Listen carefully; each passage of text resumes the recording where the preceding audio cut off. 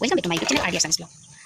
আজি আমাৰ বেটাৰ মানে একমাত্ৰ ল'ৰা বিজিতৰ জন্মদিন হয় 2020 চনৰ জুন মাহৰ 20 তাৰিখে একদম ঘোৰ কৰোণাৰ সময়ত একদম চবফালে লকডাউন সেইখিনি সময়তে বিষ্ণুৰ পৰা দিৱসৰ দিনা আমাৰ জীৱনলৈ আমাৰ ল'ৰা আহিছিলে। সঁচাকৈ আমি বহুত সুখী। কিন্তু আজি 3 বছৰ সি ভৰি দিলে, মানে 3 বছৰ কমপ্লিট হ'ল, এবাৰ 4 বছৰ সি ভৰি দিব। কোনোবাৰে তাৰ জন্মদিনটো আমি ফুলৰ মালাৰে পাতিম বুলি পাতিব নোৱাৰোঁ। এইটো নহয় যে তাৰ কাৰণে পইচা খৰচা কৰিব টান লাগিব, নহয়, কিন্তু মানে ঘৰুৱা কিছুমান পৰিস্থিতি আছে, মানে পাৰিবাৰিক সমস্যা আৰু সেইকাৰণে ঘৰত পাতা নাযায়। এবাৰ ককাকৰ ঘৰত পতা গ'ল, নেক্সট বাৰ মোৰ মাৰ মানে তাৰ নিজৰ ককাকৰ ঘৰত পতা গ'ল। এইবাৰ ভাবিছিলোঁ কিবা কৰি পাতিম, কিন্তু এতিয়া মানে এনেকুৱা কিছুমান সমস্যা হৈছে। সেইদিনা মানে পাতিম বুলি ক'লেতো আৰু বাৰ্থডে পাতিম বুলি ক'লেতো আৰু এনেকৈ পতা নাযায়। ধৰক ওচৰৰ সকলো মানুহকে মাতিব লাগিব, তাতে মোৰ স্কুলৰ আচাৰ্যবিলাকক মাতিব লাগিব। সেই হিচাপত মানে মাতিম বুলি ভাবোঁ, ভালকৈ পাতিম বুলি কিন্তু পতা নাযায়, কাৰণ সেইখিনি হিচাপত মানে আমাৰ ঘৰত জেগা নাই, বিশেষকৈ খোৱা লোৱাৰ জেগা নাই, মানুহ বহিব মানে সেইখিনি সুবিধা নাই, প্লাছ পানী দিয়াৰ সুবিধা। সেই হিচাপত আমি মানে ঘৰত পাতিব নোৱাৰোঁ। তো জন্মদিন হিচাপে মোৰ হিচাপত এইবিলাক উলহ মালহ কৰাতকৈ কেক কাটি কিবা মানুহ মাতি এনেকৈ কৰাতকৈ মোৰ হিচাপত ভগৱানৰ যদি তেনেকুৱা ভালকৈ চাকি গছ জ্বলাই প্ৰসাদ কেইটামান দি আমি যদি ভগৱানৰ ভালকৈ সেৱা এটা লওঁ, মোৰ হিচাপত সেইটোৱেই বেষ্ট হয় তাৰ বাবে।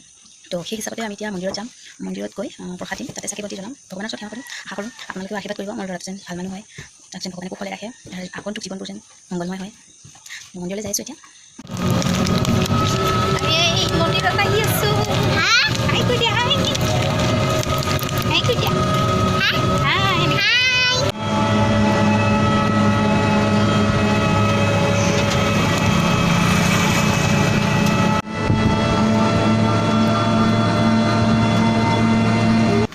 Mama.